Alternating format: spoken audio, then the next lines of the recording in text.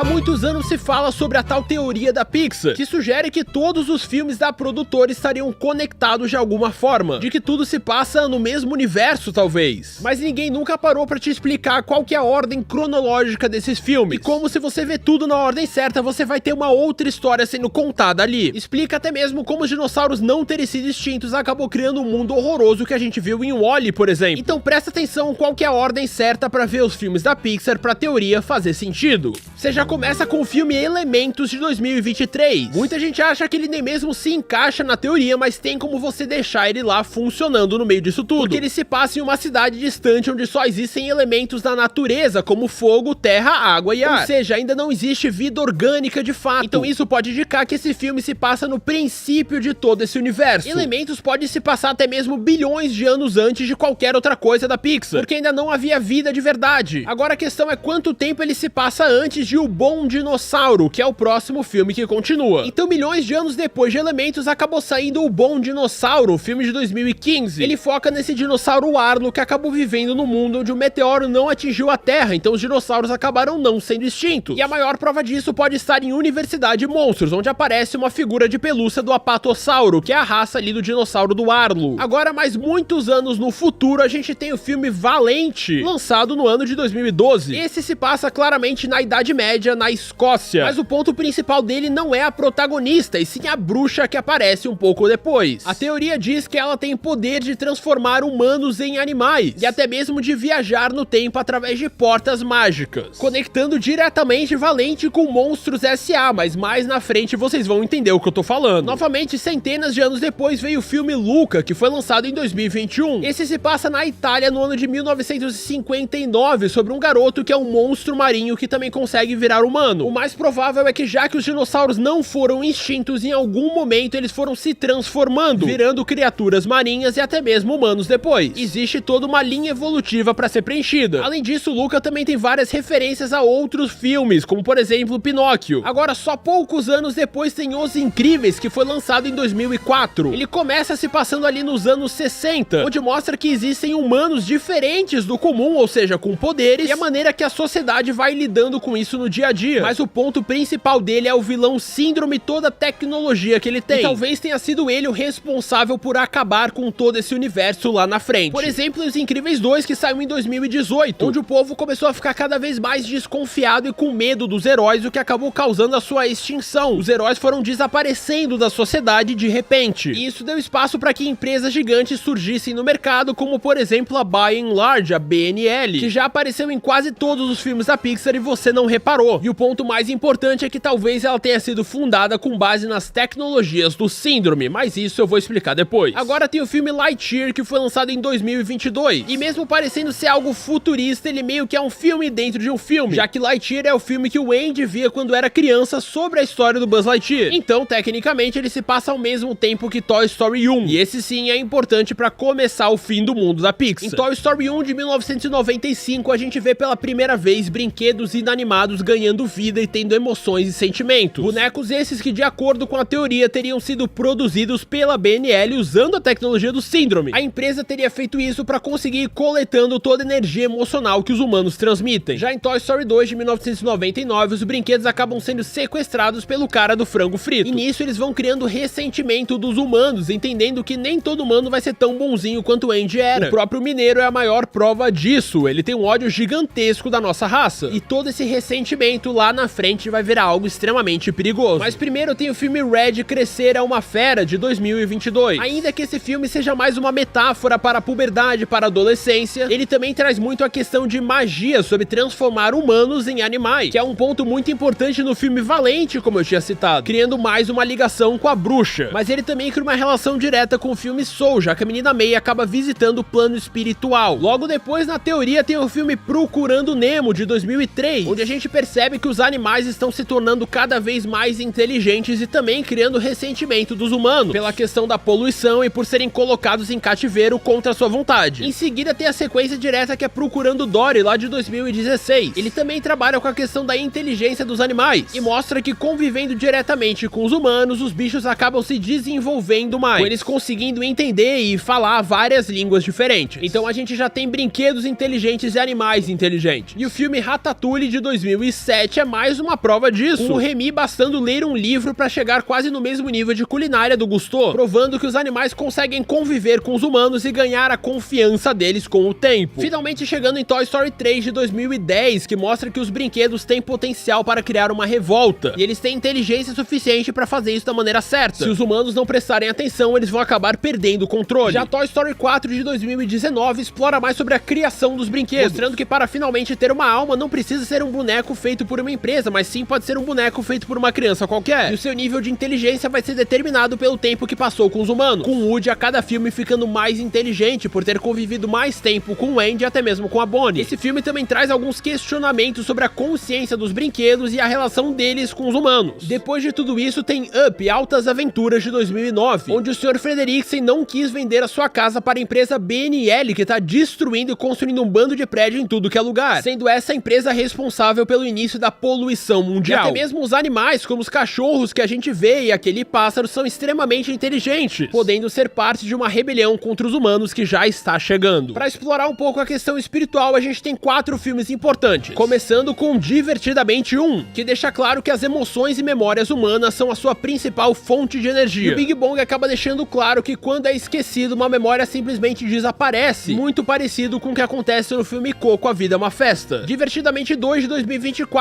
não expande tanto isso, mas também cria uma outra fonte de energia, que é a fé, mas segue sendo a mesma coisa que o primeiro já desenvolveu. Aí sim tem o Viva a Vida é uma Festa de 2017, que reforça a ideia de que memórias são extremamente importantes para a força dos humanos, e que alguém precisa continuar lembrando deles para que eles não desapareçam do nada, como o Hector explicou na música. Já o filme Soul de 2020 explica como os animais têm sido tão inteligentes até aqui, já que a alma do próprio Joe acaba caindo no corpo de um gato. Então todos esses animais inteligentes talvez fossem outras almas que foram para o corpo de animais. Só assim pode ser explicado como é que eles se desenvolveram tanto quanto os humanos em pouco tempo. E esse é o último filme antes de um salto de 100 anos na história da Pixar, porque agora vem o filme Carros 1 de 2006. E ele se passa muito lá na frente, quando a BNL já conquistou o mundo inteiro e acabou acontecendo uma revolução, onde os animais e os brinquedos acabaram se juntando contra a humanidade, e novas espécies foram sendo desenvolvidas, como os próprios carros. Os únicos humanos que sobraram foram mandados para o espaço na nave Axiom, também produzida pela BNL. Já os carros eram movidos pela tecnologia do Síndrome, que ele desenvolveu lá em Os Incríveis. Já o filme Carros 2 de 2011, na verdade, trata-se de uma grande enganação, porque todo o conceito daquela Copa Mundial, na verdade, era uma cortina de fumaça para uma grande guerra de combustíveis que estava acontecendo, com a BNL sendo completamente preocupada com a questão do petróleo, trazendo o Alinol como uma solução que a empresa também tomaria conta, e continuaria tomando conta de todo o mundo, mesmo que os humanos não estivessem na Terra. Já em Carros 3 de 2017, a gente tem a introdução de sinais de vida orgânica na Terra, mas o ponto importante dele é mostrar que carros envelhecem, e isso vai ser muito importante agora, porque depois tem o Wall-E, o filme de 2008, onde ele é a concentração máxima de tudo de ruim que a BNL conseguiu fazer com o planeta, e depois de todos os carros terem envelhecido e perdido a vida, não sobrou mais nada, com a BNL tendo mandado os robozinhos pra Terra pra tentar tomar conta das coisas. O ponto mais importante do filme acaba sendo no final, já que o Wall-E achou uma vida orgânica, que era uma plantinha, levou para o espaço e os humanos voltaram para a Terra para plantá-la. E a partir daí entra o filme Vida de Inseto, de 1998, já que aquela planta que foi plantada no final do filme Wall-E se tornou uma grande árvore, que serve de lar para milhares e milhares de formigas. Nesse filme há resquícios da humanidade em algumas construções, mas nenhum humano é visto de fato, indicando que talvez o ar ainda não esteja bom o suficiente pra galera poder voltar em peso pra Terra. Nisso, os insetos e um mundo completamente poluído e radioativo se tornaram a espécie dominante. Depois disso, os bichos foram evoluindo até chegar no filme Dois Irmãos, de 2020, onde com toda a radioatividade que a BNL deixou na Terra, mais o DNA dos insetos, acabaram surgindo criaturas místicas, trazendo de volta a magia que a gente já tinha visto lá no filme Red, Crescer é uma Fera. E esse filme é que cria ligação com Monstros S.A., já que essas criaturas foram evoluindo até se tornarem monstros de fato, com esses pontos de magia se perdendo no meio do caminho durante a história. Mas antes tem o Universidade Monstros, lá de 2013, onde as criaturas que a gente viu antes foram evoluindo, se tornaram aqueles monstros e foram ensinados tudo sobre os humanos. Só que o ponto é que eles foram ensinados que os humanos eram quase que de outra dimensão, de um outro mundo, algo nesse sentido. Mas a verdade é que os humanos existiram muito tempo antes desses monstros. E só em Monstros S.A., lá de 2001, é que a gente entende de verdade o que tá acontecendo, já que os monstros agora tomam conta de absolutamente tudo no mundo. E as portas que eles usam são portais temporais, onde eles conseguem voltar no tempo, encontrar com os humanos e pegar aquela energia pra eles. Só assim eles conseguem abastecer o seu mundo. mundo. E no final do filme, quando Sully vai visitar a Boo, cria uma nova ligação com o filme Valente, já que a Boo pode muito bem ter ido para o mundo dos monstros e acabado usando aquelas portas da maneira que ela bem entendesse, com ela conseguindo voltar no tempo e avançar como quisesse. Talvez ela até mesmo estivesse viajando todo esse tempo em busca do Sully, o que explicaria ela ter uma figura de madeira dele dentro da sua caverna lá no filme Valente. E também explicaria o caminhão da Pizza Planet estando na sua mesa. Em resumo, a Boo acaba sendo a personagem mais poderosa de toda a teoria Pixar e o ponto principal dessa história. Ela estava no início de tudo e no final de tudo também. Agora, se você acha que tudo isso que eu falei é uma completa maluquice, pode comentar em que ponto que você discorda. Mas se você vê todos os filmes nessa ordem, realmente faz sentido. A teoria Pixar já existe há algum tempo e vai sempre sendo atualizada conforme os filmes vão saindo. E essa lista que eu montei foi a mais atualizada que eu consegui fazer. Caso o próximo filme também tenha relação com a teoria, pode deixar que eu coloco aqui e faço um update pra vocês. Tem alguma outra teoria, alguma outra ordem cronológica maluca que você queira conhecer, já pode comentar aí embaixo. Aproveita pra se inscrever no canal e deixar o curtido uma vez. Tutuba vai indo nessa, valeu!